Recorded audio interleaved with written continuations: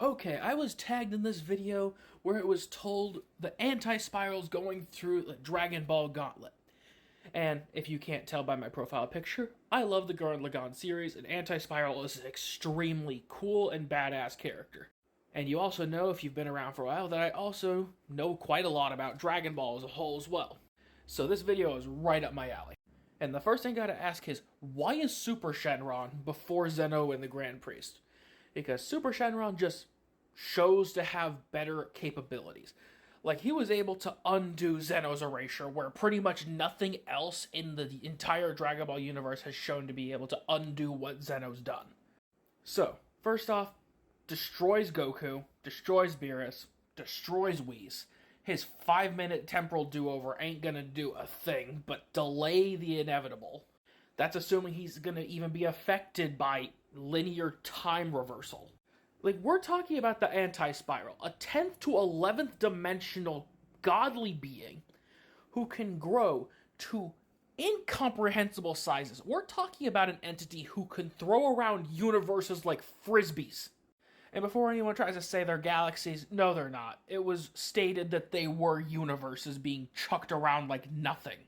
One of the anti-spiral's biggest attacks is taking two universes, slamming them together into a giant sphere of energy that is comprised of two universes, and blasting it at his opponent.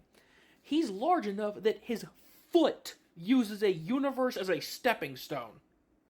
Now, the Grand Priest, again, featless. We don't really know how far he really goes.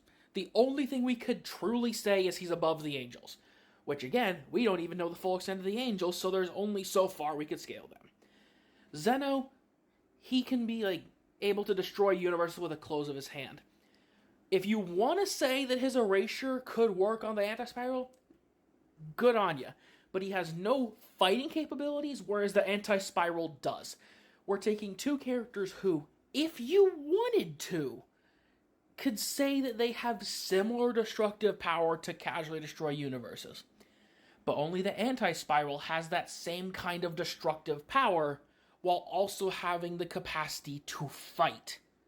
Think of it in a simpler term. You hand two people a sword. Both weapons are just as powerful. But if only one of them knows how to use it properly, the one who can use it properly is going to win. And lastly, Super Shenron. I think Super Shenron might have a chance. It really just depends on, do you think the upper limits of Super Shenron's wishing capacity could harm the likes of the anti-spiral? Because just think about this. Both of these characters, Anti-Spiral and Super Shenron, are two of the largest characters that I can think of off the top of my head. But the big issue here is, again, Super Shenron, despite having this power, hasn't shown the ability to fight properly. So, if their power is similar in any regard in terms of, overall energy output and destructive power, I might lean towards Anti-Spiral if he's able to fight and cause damage to Super Shenron.